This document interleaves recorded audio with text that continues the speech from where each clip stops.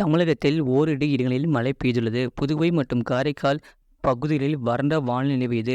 அடுத்த 7 தின வானிலை முன்னறிவிப்பு மற்றும் எச்சரிக்கை. மேற்கு திசை காற்றின் வேக மாறுபாடு காரணமாக தமிழகத்தில் ஓரிரு இடங்களிலும் புதுவை மற்றும் காரைக்கால் பகுதிகளிலும் லேசான மழை முதல் மிதமான மழை பெய்யக்கூடும். சென்னை மற்றும் புறநகர் பகுதிக்கான வானிலை முன்னறிவிப்பு. அடுத்த 24 மணி நேரத்தில் வானம் ஓரளவு மேகமூட்டம் காணப்படும். நகரின் ஒரு சில பகுதிகளில் லேசான மழை முதல் மிதமான மழை பெய்யக்கூடும்.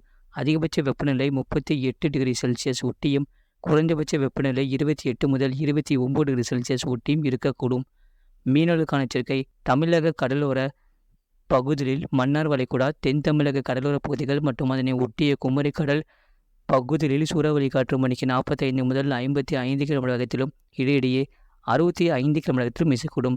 வங்கக்கடல் பகுதிகளில் வடக்கு வங்கக்கடல் பகுதிகள் மற்றும் வடக்கு ஒரிசா, மேற்கு வங்க கடலோர பகுதிகளில் சூறாவளி காற்று மணிக்கு 50 முதல் 60 கிலோமீட்டர் வேகத்திலும் இடையிடையே 75 கிலோமீட்டர் வேகத்திலும் வீசக்கூடும். வடமேற்கு மற்றும் அதனை ஒட்டிய வடகிழக்கு வங்கக்கடல் பகுதிகளில் சூறாவளி காற்று மணிக்கு 45 முதல் 55 கிலோமீட்டர் வேகத்திலும் இடையிடையே 65 கிலோமீட்டர் வேகத்திலும் வீசக்கூடும். தெற்கு வங்கக்கடல் பகுதிகள், மத்திய வங்கக்கடலின் தெற்கு பகுதிகளில் சூறாவளி காற்று மணிக்கு 35 முதல் 45 கிலோமீட்டர் வேகத்திலும் இடையிடையே 55 கிலோமீட்டர் வேகத்திலும் வீசக்கூடும். அரபிக்கடல் பகுதியில் தென்மேற்கு அரபிக்கடலின் மேற்கு பகுதிகள் மற்றும் அதனை ஒட்டிய மத்திய மேற்கு அரபிக்கடல் பகுதிகளில் சூறாவளி காற்று மணிக்கு 45 முதல் 55 கிலோமீட்டர் வேகத்திலும் இடையிடையே 65 கிலோமீட்டர் வேகத்திலும் வீசக்கூடும். மத்திய மேற்கு அரபிக்கடல் பகுதிகளில் சூறாவளி காற்று மணிக்கு 35 முதல் 45 கிலோமீட்டர் வேகத்திலும் இடையிடையே 65 கிலோமீட்டர் வேகத்திலும் வீசக்கூடும்.